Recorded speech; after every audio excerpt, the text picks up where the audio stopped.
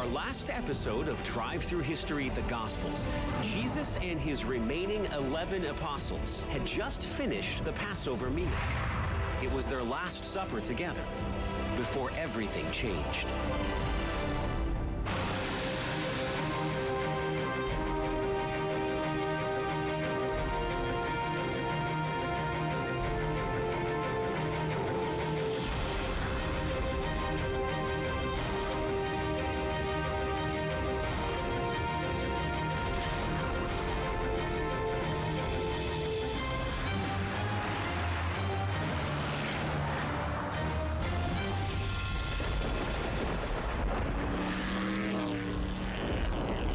After the Passover meal was complete, Jesus and his disciples left the borrowed room and went to Gethsemane.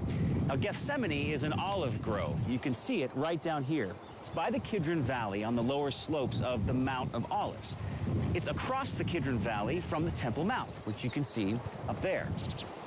Gethsemane means olive press in Hebrew, and it indicates that this was a commercial oil operation. Olive oil in the ancient world was a precious commodity, being used for everything from cooking to cleaning to skincare to lamp fuel. In addition to olive presses, Gethsemane was full of olive trees. In fact, there's still an olive grove preserved here today. Jesus would take his closest friends here to rest and pray after long days in the temple complex. But this time it was different. Jesus was overwhelmed with anxiety. The Gospel of Matthew says that he told Peter, James, and John, "My soul is very sorrowful, even to death. Remain here and watch with me." Matthew 26:38. The Garden of Gethsemane, here at the foot of the Mount of Olives, is now protected by the walled grounds of the Church of All Nations, also known as the Church of the Agony. It's a peaceful garden among a grove of ancient olive trees, looking back at the eastern wall of the city of Jerusalem. It's here that the Gospel of Luke says Jesus knelt down and prayed. "Father, if you are willing, remove this cup from me. Nevertheless, not my will, but yours be done." And there appeared to him an angel from heaven, strengthening him. And being in agony, he prayed more earnestly, and his sweat became like great drops of blood falling down to the ground. Luke 22:42 through 44. Never before had Jesus' closest disciples heard such language from their teacher, and never before had they seen Jesus in such anguish. The scripture even goes on to tell us that Jesus sweated drops of blood.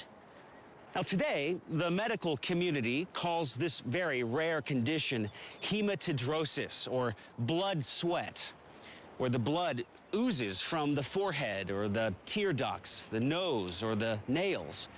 It can be caused by severe distress, and obviously, Jesus was in severe distress. Gethsemane, the name of the olive grove itself, even contributes to the agony of the scene. Hebrew gat means press, and shemen means oil. It was as if Jesus' sorrow was so intense that he was being pressed, squeezed, crushed under the weight of a huge olive press. Jesus fully understood everything that was about to transpire. And his prayer, "Nevertheless, not my will, but yours be done," was such an important moment in time. Some have said that that was the point that the entire battle was won. The final point of resolve to see his mission through to the end. No turning back. Jesus understood his identity. He understood his destiny. Jesus himself would be the final Passover lamb that was to be slain. Likely bolder now than before he left to pray, Jesus reconvened with his disciples and said this: "See, the hour is at hand, and the Son of Man is betrayed into the hands of sinners. Rise, let us be going. See, my betrayer is at hand." Matthew 26:45 and 46.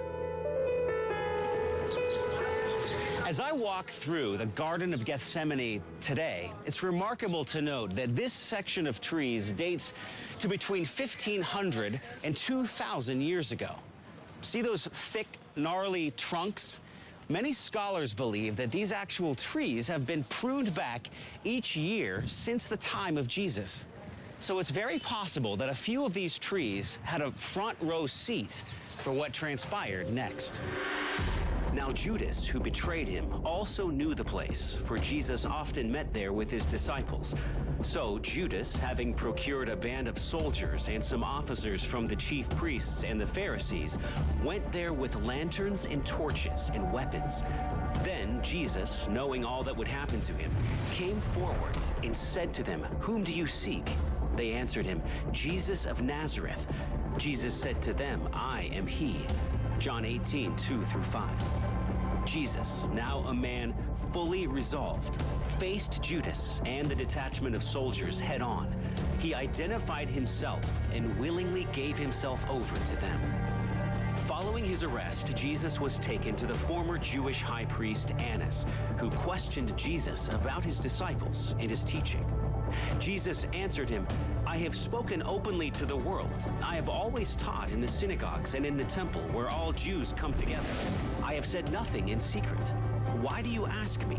Ask those who have heard me what I said to them. They know what I said." And when he said these things, one of the officers standing by struck Jesus with his hand, saying, "Is that how you answer the high priest?" Jesus answered him, "If what I said is wrong, bear witness about the wrong. But if what I said is right, why do you strike me?" Annas then sent him bound to Caiaphas, the high priest. John 18:20-24. The Gospel of John tells us that Peter and another disciple followed at a distance into the courtyard of the high priest that night. All the other disciples scattered after Jesus' arrest.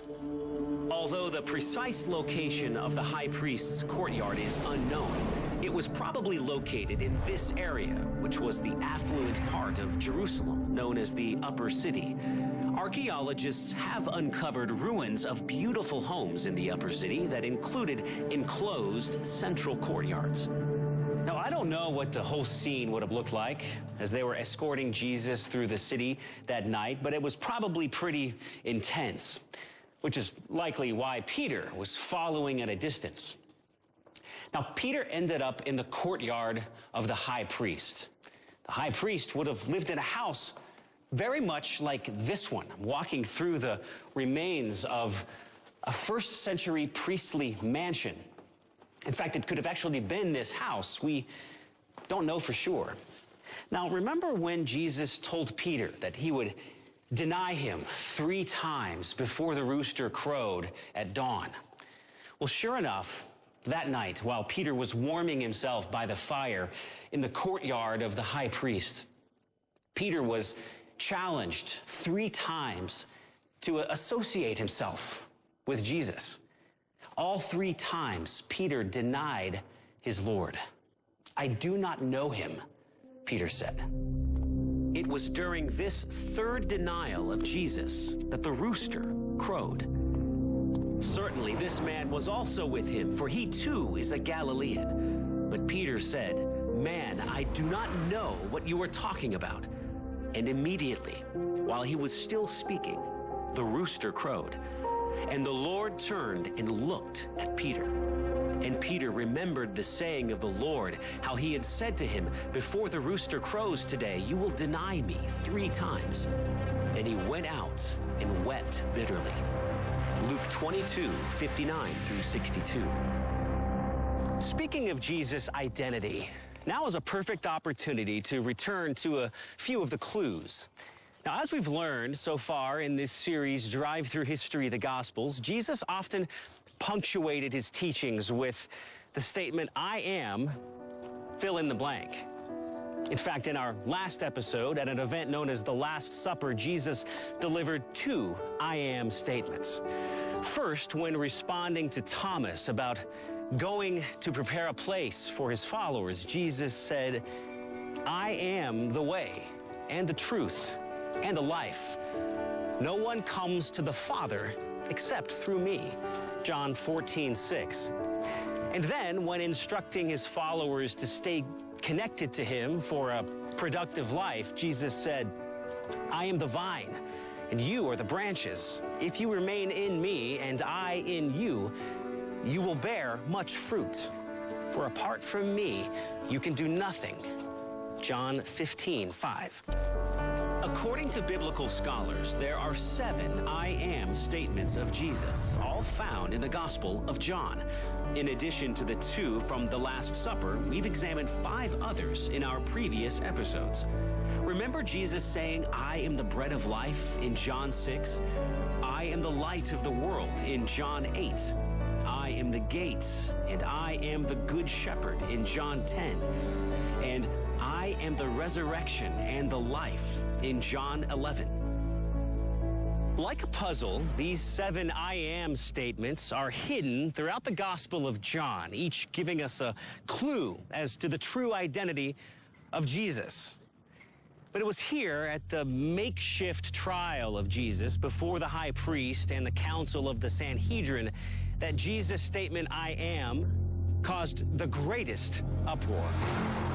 When day came, they led Jesus to the high priest Caiaphas, and all the chief priests and the elders and the scribes came together in the council of the Sanhedrin. Now the chief priests and the whole council were seeking testimony against Jesus to put him to death, but they found none. For many bore false witness against him, but their testimony did not agree. And the high priest stood up in their midst and asked Jesus, have you no answer to make?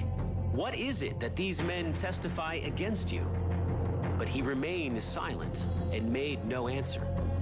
Again, the high priest asked him, are you the Christ, the Son of the Blessed? And Jesus said, I am. And you will see the Son of Man seated at the right hand of power and coming with the clouds of heaven.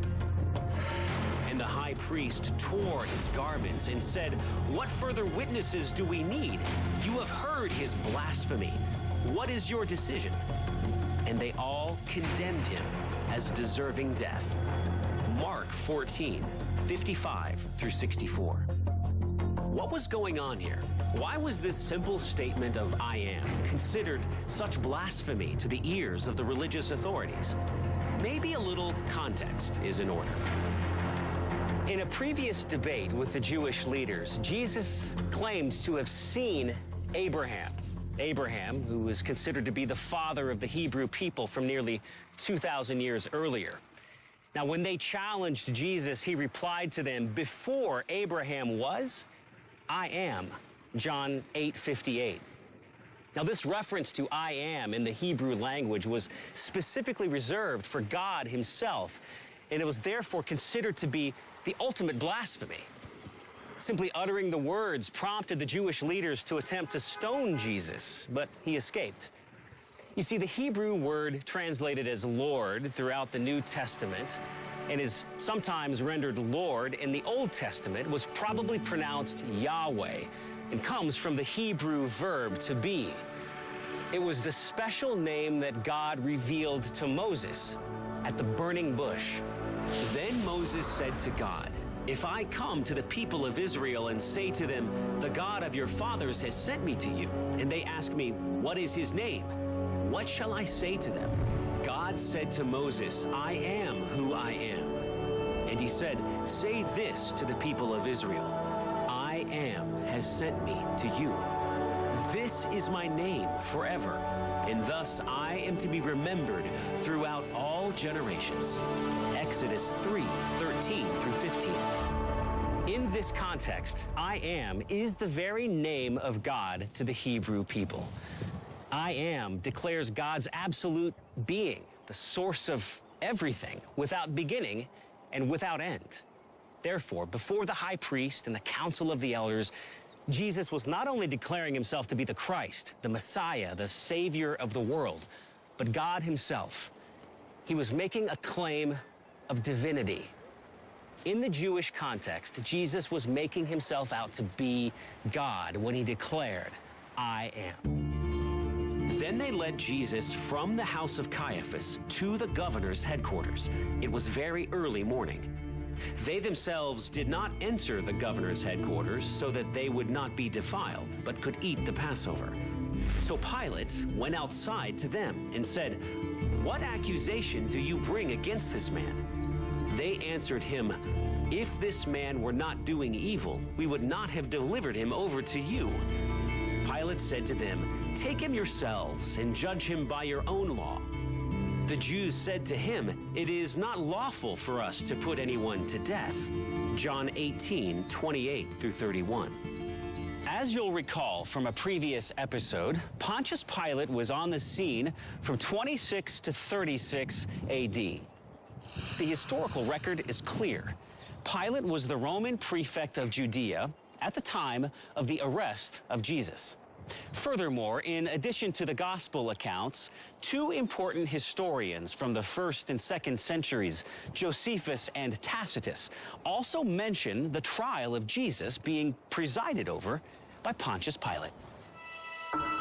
Let's unpack these biblical clues from the Gospels to an actual location for this event, the Praetorium. As we just learned, this was the residence of the Roman prefect Pontius Pilate. Research now points to Herod the Great's former palace being the Praetorium. The judgment seat. In Greek, this was known as the bema. It was a raised platform that acted as a judicial bench. The judgment seat at the Praetorium in Jerusalem was discovered here, right outside the city wall. The pavement. In Hebrew, this was known as Gabbatha, a courtyard paved with flat stones. Part of the pavement from the courtyard outside the Praetorium in Jerusalem is still preserved and can be seen right here today. This location was covered by dirt and debris for centuries. The Gospel of Luke continues with the Jewish religious leaders making some wild and somewhat embellished accusations against Jesus before Pilate. We found this man misleading our nation and forbidding us to give tribute to Caesar and saying that he himself is Christ, a king. And Pilate asked him, "Are you the king of the Jews?" And he answered him, "You have said so." Then Pilate said to the chief priests and the crowds, "I find no guilt in this man." But they were urgent, saying, "He stirs up the people, teaching throughout all Judea, from Galilee even to this place." When Pilate heard this, he asked whether the man was a Galilean. And when he learned that he belonged to Herod's jurisdiction, he sent him over to Herod, who was himself in Jerusalem at that time. Luke 23:2-7. As you'll recall from prior episodes, Herod Antipas was the son of Herod the Great. Rome appointed him as the local ruler, or tetrarch, of Galilee after his father died in 4 BC. Herod Antipas built his capital in Tiberias on the western shore of the Sea of Galilee. According to the gospel accounts, Herod Antipas was the one who arrested and killed John the Baptizer a few years earlier.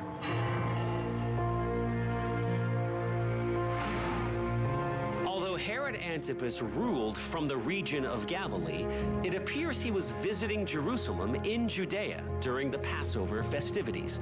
Most likely he was staying at a palatial mansion in the upper city of Jerusalem. When Herod saw Jesus, he was very glad, for he had long desired to see him because he had heard about him, and he was hoping to see some sign done by him. So he questioned him at some length, but he made no answer. The chief priests and the scribes stood by, vehemently accusing him. And Herod, with his soldiers, treated him with contempt and mocked him. Then, arraying him in splendid clothing, he sent him back to Pilate. Luke 23:8-11. So picture the scene. Pilate escorts Jesus from the Praetorium through this gate and onto the pavement. He sits at the judgment seat right here and presents Jesus before the crowd of Judeans who had gathered there. As we're about to hear, this is where Pilate makes the case to punish and release Jesus. This is also where we are about to hear the crowd's response of "Crucify him." Pilate then called together the chief priests and the rulers of the people and said to them, "You brought me this man as one who was misleading the people. And after examining him before you, behold, I do not find this man guilty of any of your charges against him. Neither did Herod, for he sent him back to us. Look, nothing deserving death has been done by him. I will therefore punish and release him." Luke 23:13 through 16. The Gospel of John then goes on and gives us a detailed account of the personal dialogue between Jesus and Pilate. Here again, we see the epic clash of kingdoms as we catch a glimpse of the struggle between these two very different types of empires. Therefore, Pilate entered again into the praetorium and summoned Jesus and said to him, "Are you the king of the Jews?" Jesus answered, "Are you saying this on your own initiative, or did others tell you about me?" Pilate answered, "I am not a Jew, am I? Your own nation and the chief priests delivered you to me. What have you done?" Jesus answered, "My kingdom is not of this world. If my kingdom were of this world, then my servants would be fighting so that I would not be handed over to the Jews. But as it is, my kingdom is not of this realm." Therefore Pilate said to him, "So you are a king?" Jesus answered, "You say correctly that I am a king. For this I have been born, and for this I have come into the world, to testify to the truth. Everyone who is of the truth hears my voice." Pilate said to him, "What is truth?" John 18:33 through 38. Pilate then took Jesus and scourged him. And the soldiers twisted together a crown of thorns and put it on his head, and put a purple robe on him. And they began to come up to him and say, "Hail, King of the Jews," and to give him slaps in the face. Pilate came out again and said to them, "Behold, I am bringing him out to you, so that you may know that I find no guilt in him." Jesus then came out, wearing the crown of thorns and the purple robe. Pilate said to them, "Behold the man." So when the chief priests and the officers saw him, they cried out, saying, "Crucify, crucify." Pilate said to them, "Take him yourselves and crucify him, for I find no guilt in him." The Jews answered him, "We have a law, and by that law he ought to die, because he made himself out to be the Son of God." John 19:1 through 7. Pilate returned to the praetorium and continued questioning Jesus. Once more, Pilate brought Jesus out before the crowd. He brought Jesus out and sat down on the judgment seat at a place called the Pavement, but in Hebrew, Gabbatha. Now it was the day of preparation for the Passover. It was about the 6th hour. And he said to the Jews, "Behold your king." So they cried out, "Away with him! Away with him! Crucify him!" Pilate said to them, "Shall I crucify your king?" The chief priests answered, "We have no king but Caesar." So he then handed him over to them to be crucified. John 19:13 through 16. In the end, all 4 gospel accounts tell us that the people cried out for Jesus' death. His destiny was at hand.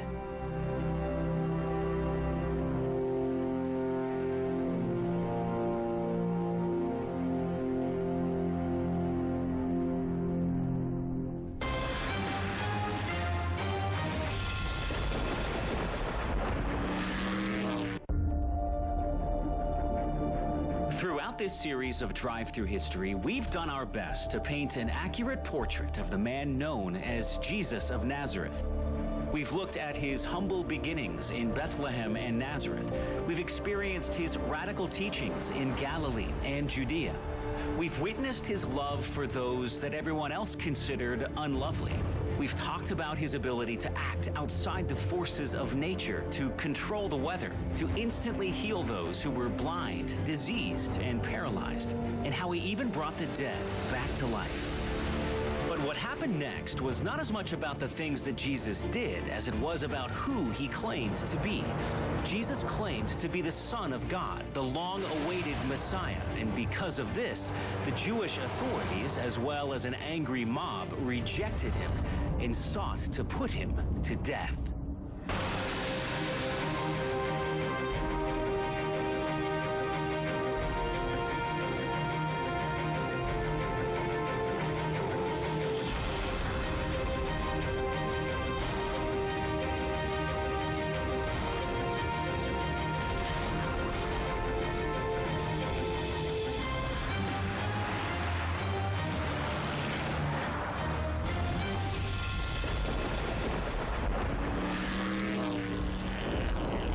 In the last episode of Drive Through History, Jesus was betrayed, arrested, and brought before the political and religious authorities here in Jerusalem. In the end, he was convicted of the crime of blasphemy and sentenced to death by crucifixion. Cicero, a great Roman lawyer and historian, described crucifixion as the most cruel and disgusting punishment.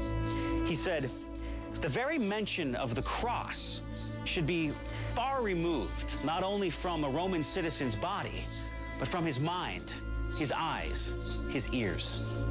As inhuman a torture as it was, the cries, "Crucify him," from the angry mob rang throughout Pontius Pilate's headquarters.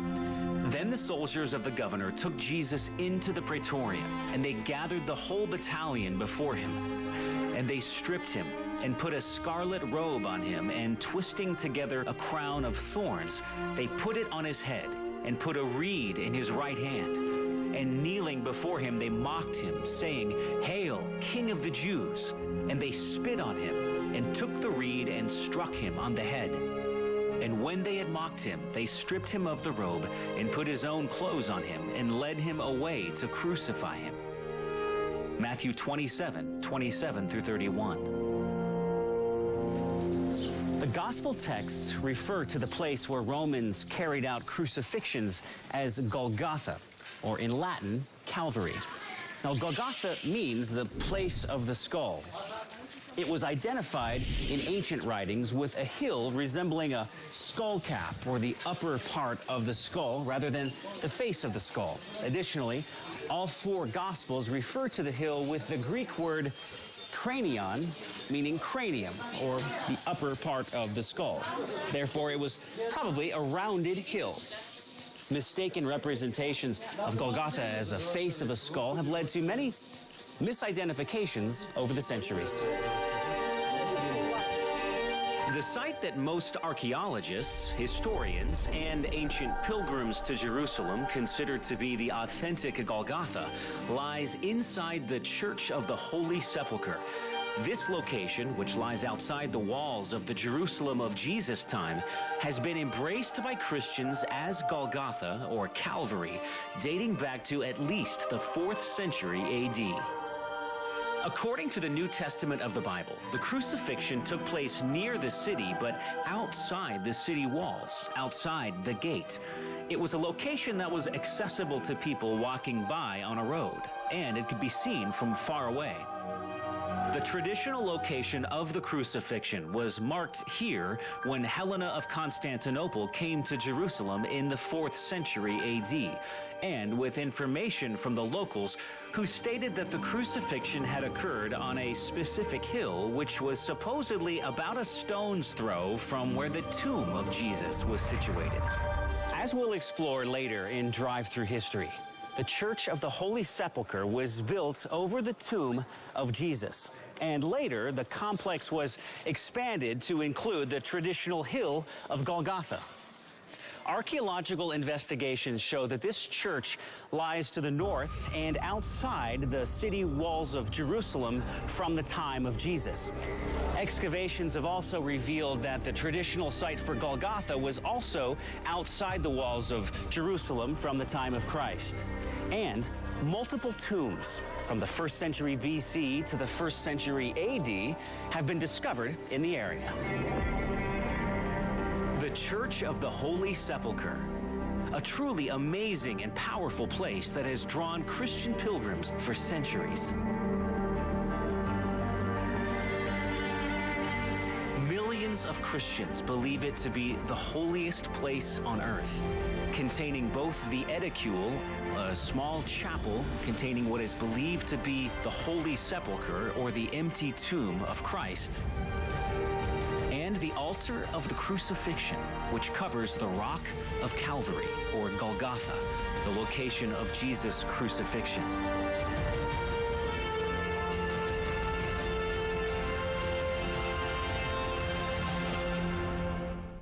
Crucifixion was a feared form of punishment throughout the Roman world. It typically began with a scourging or a flogging of the victim's back. The Romans used a whip called a flagrum. It looked just like this. It consisted of small bits of bone or metal attached to a number of leather strands. The flagrum was a brutal instrument designed to tear the skin and severely bruise muscle with every blow. It was an instrument of torture, a design perfected by the Romans to expose the nerves and produce as much pain as possible.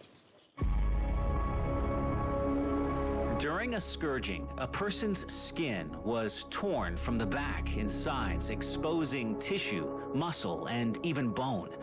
This severe beating caused extreme blood loss, and the shock that followed often caused unconsciousness and sometimes death. In addition to the flogging, the Gospels tell us that Jesus faced severe beating and torment by the Roman soldiers, including the plucking of his beard and the piercing of his scalp by a crown of thorns. After the flogging, the victim was often forced to carry his own crossbar, a large wooden beam called a patibulum, to the execution site. This rough wooden beam could weigh up to 100 pounds and would be pressing and rubbing directly into the places where Jesus was scourged. This would have reopened his wounds, causing a new cycle of horrific pain. In the case of Jesus, the Gospels tell us that he would have carried his own patibulum the length of 2 football fields. In his weak and tormented state, it's no wonder that Jesus needed assistance. And as they led him away, they seized one Simon of Cyrene, who was coming in from the country, and laid on him the cross to carry it behind Jesus. And there followed him a great multitude of the people and of women who were mourning and lamenting for him. Luke 23, 26, and 27. Jesus struggled to the place of execution, which was a bare hill outside the city walls, known as Golgotha, the place of the skull. As he reached the summit of Golgotha, Jesus probably had a view of the city that he had wept over, but whose residents had just rejected him. He also saw 2 other men who would be executed alongside him that morning. Jesus was stripped of his clothes and knocked to the dirt. According to Roman custom, once Jesus arrived at the execution site, the patibulum would be put on the ground and he would be forced to lie on it. Spikes about 7 inches long and 3/8 of an inch in diameter would be driven into his wrists. The spikes likely hit the area of the median nerve, causing shocks of pain up Jesus' arms to his shoulders and neck. Already at the crucifixion site would be the tall upright post called a stipes. In the center of the stipes was often a crude wooden seat that offered minimal support. The patibulum would be attached to the stipes to form a cross, and Jesus' body would be awkwardly turned on the seat so his feet could be nailed below. At this point in the crucifixion, Jesus was experiencing tremendous strain put on his wrists, arms, and shoulders, probably resulting in dislocation at the shoulder and elbow joints. The pain and suffering associated with this kind of torture are unimaginable. The Romans had designed this form of capital punishment to inflict the maximum amount of suffering just short of death. In this way, horrific pain would be inflicted on Jesus as long as possible. Above Jesus' head was attached the titulus, a sign proclaiming the victim's name and crime. In Jesus' case, Pilate mocked his Jewish subjects when he put up a sign that read, "Jesus of Nazareth, the King of the Jews." The Jewish priests objected, saying that the inscription should say only that Jesus claims to be king. Pilate didn't change it. He responded, "What I have written, I have written." According to the Gospel of Mark, Jesus began his torturous ordeal about the 3rd hour of the day, that is 9 a.m. The position of his nailed body likely held his rib cage in a fixed position, which made it extremely difficult to exhale and impossible to take a full breath. Having suffered from the scourging, the beatings, and the brutal walk to the execution site, Jesus would have been extremely weak, dehydrated, and suffering from blood loss. As time passed, the loss of blood and the lack of oxygen likely caused severe cramps and muscle spasms. The cause of death in crucifixion was usually suffocation, which provided an additional torment. To breathe, the victim had to push up on his feet to allow for inflation of his lungs. This caused excruciating pain, especially where the nail scraped against the nerve.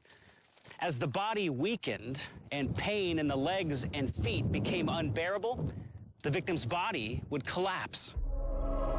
For Jesus, this cycle of exchanging extreme pain for a small breath of air would continue for hours. Eventually, Jesus would become utterly exhausted so that he could no longer lift his body and inflate his lungs. And when the 6th hour had come, that is noon, there was darkness over the whole land until the 9th hour, that is 3. And at the 9th hour, Jesus cried with a loud voice, "Eloi, Eloi, lema sabachthani," which means, my God, why have you forsaken me?" When Jesus cried this phrase from the cross, some Jewish onlookers realized he was quoting a 1,000-year-old prophecy from the book of Psalms. He was pointing to the entirety of Psalm 22 and the picture of a suffering Messiah. "I am poured out like water, and all my bones are out of joint. My heart has turned to wax. It is melted away within me. My strength is dried up like a potsherd, and my tongue sticks to the roof of my mouth.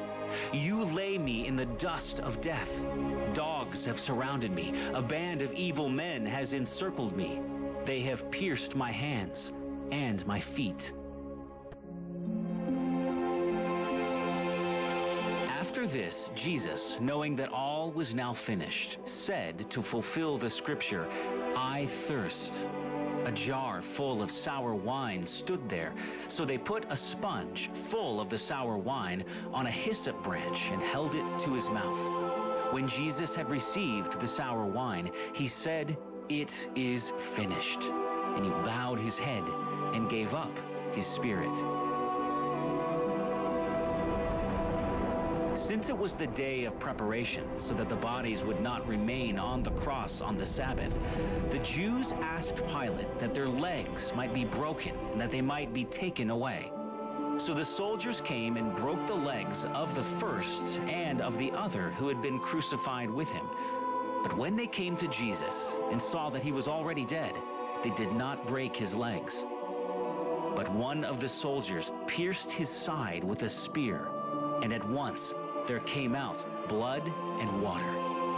He who saw it has borne witness. His testimony is true, and he knows that he is telling the truth, that you may believe. For these things took place that the scripture might be fulfilled. Not one of his bones will be broken. And again, another scripture says, they will look on him whom they have pierced. John 19:28-37. The crucifixion accounts of Jesus fulfill a number of messianic prophecies in the Hebrew Bible. The crucifixion accounts are also in entire agreement with the customs of the Romans during that period. The evidence for Jesus' horrible and painful death is unquestioned by today's mainstream scholars. However, even with all the pain, all the torment, Jesus thought of others rather than himself.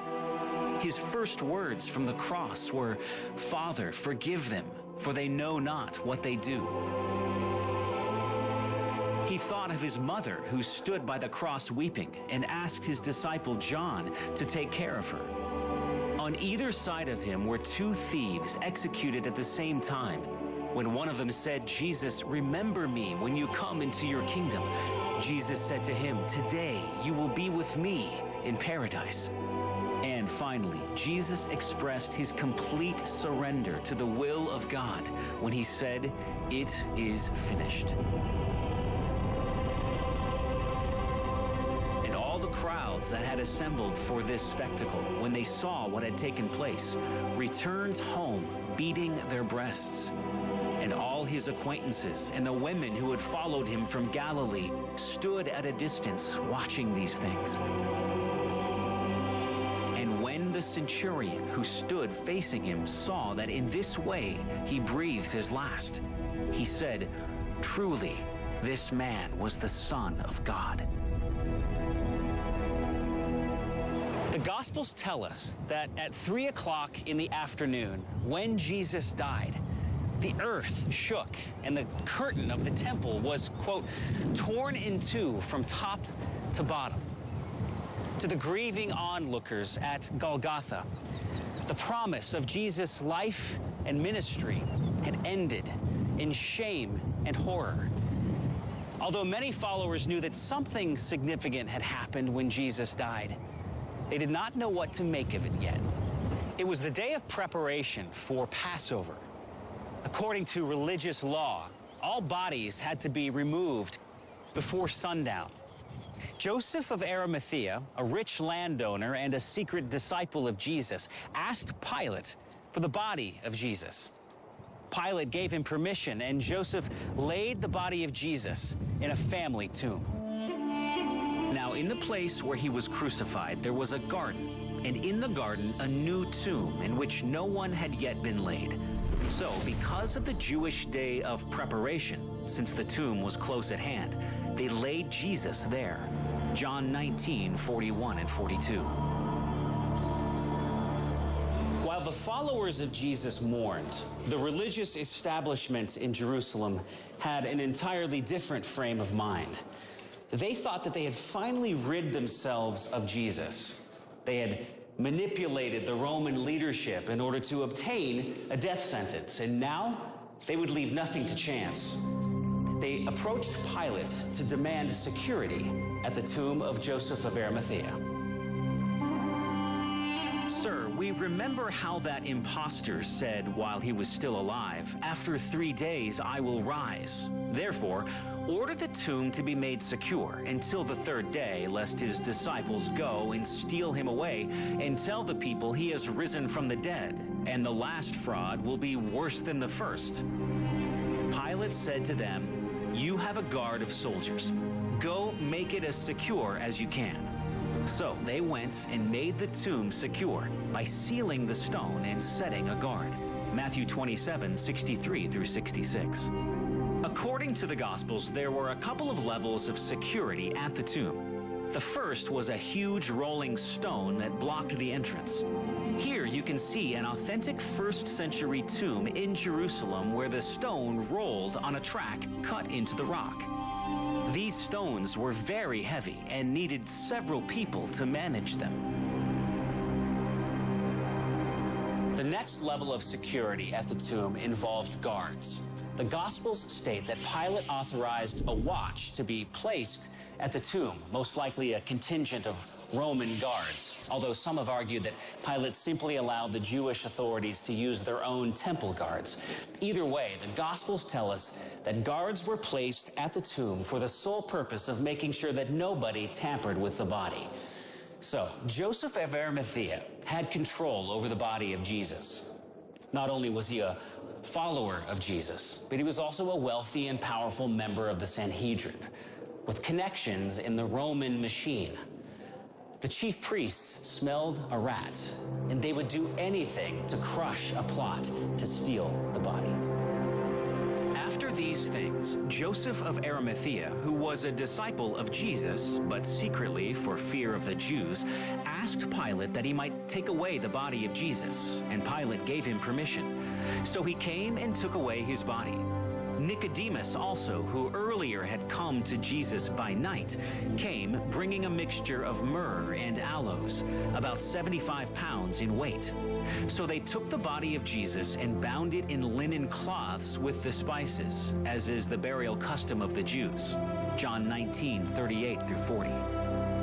It's interesting to me that these two men here mentioned as helping prepare Jesus' body for burial, Joseph and Nicodemus, were both part of the so-called religious establishment, the very religious establishment that Jesus spoke out against when he was alive.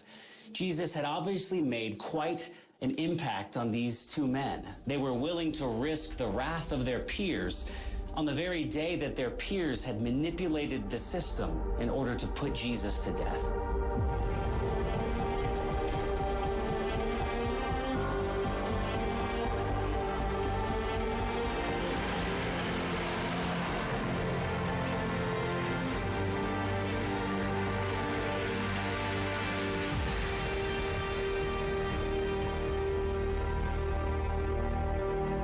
The family tomb of Joseph of Arimathea probably looked like this one. A few examples of first-century tombs like this here in a local Jerusalem park can be found in the area. Now, the tomb described in the Gospels was a single-chamber, rock-hewn tomb with a bench carved into the wall. The body would be placed onto the bench for preparations with oils, spices, and linens. So what was this very long and horrific day like for the people who loved and followed Jesus? This man who promised victory appeared defeated. He had been tried, tortured, and executed. Jesus of Nazareth was dead. His body was prepared for burial and laid in a sealed and guarded tomb. On these historical facts, there is very little disagreement, even among the most skeptical opponents of the Bible. Where was the hopeful ending?